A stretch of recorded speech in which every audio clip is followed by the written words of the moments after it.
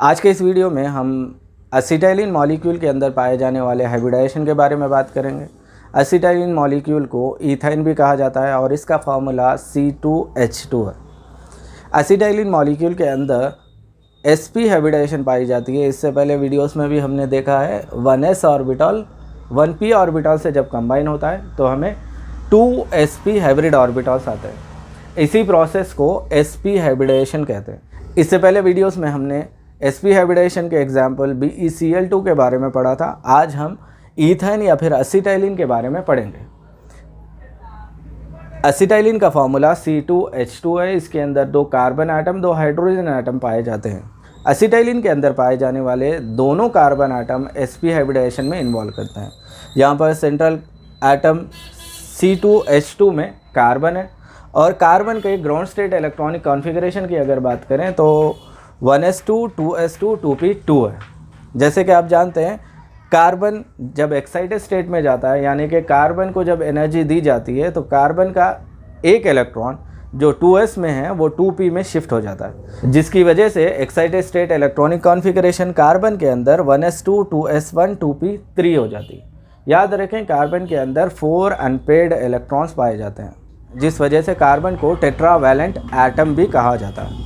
Hydrogen की electronic configuration की बात करें तो हाइड्रोजन के अंदर एक इलेक्ट्रॉन पाया जाता है और इसकी इलेक्ट्रॉनिक कॉन्फ़िगरेशन 1s1 है। हाइड्रोजन को एक इलेक्ट्रॉन की ज़रूरत है जिससे वो डुप्लेट बनाए और स्टेबल हो। इसी तरह कार्बन को 4 इलेक्ट्रॉन्स की ज़रूरत है जिससे वो ऑक्टेट बना सके और स्टेबल हो जाए। इसीलिए कार्बन और हाइड्रोजन और कार्बन के दरमियान में बॉन्ड फॉर्म होते हैं एसिटाइलिन मॉलिक्यूल के अंदर।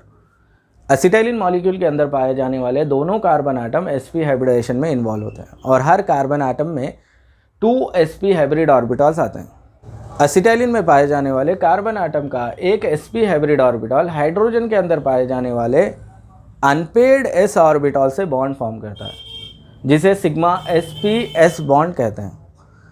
और दूसरा sp हाइब्रिड ऑर्बिटल एसिटाइलिन में पाए जाने वाले दूसरे कार्बन आटम के sp हाइब्रिड ऑर्बिटल से बॉन्ड फॉर्म करता है, जिसकी वजह से सिग्मा sp/sp बॉन्ड बनता है। एसिटाइलिन के शेप की अगर बात करें तो एसिटाइलिन का शेप लीनियर होता है और आपको मालूम है लीनियर शेप्ड मॉलिक्यूल के अंदर बॉन्ड एंगल 180 डिग्रीज होती है। टाइप्स ऑफ बॉन्ड की अगर बात करें तो एसिटाइलिन के अंदर 2 टाइप्स ऑफ सिग्मा बॉन्ड्स पाए जाते हैं, सिग्मा sp/sp और सिग्मा sp/s बॉन्ड।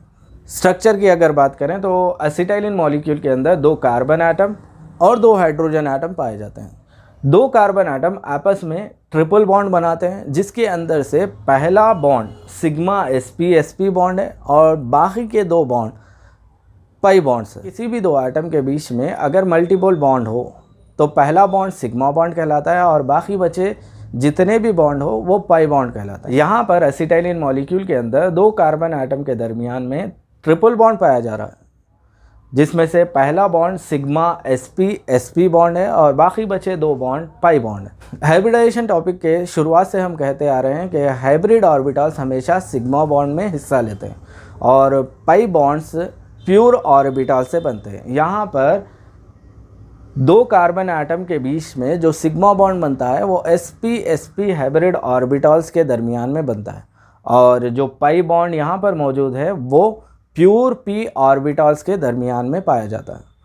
और कार्बन और हाइड्रोजन के बीच में पाए जाने वाले बॉन्ड की अगर बात करें तो सिग्मा sp/s बॉन्ड कार्बन और हाइड्रोजन के दरमियान में पाया जाता है।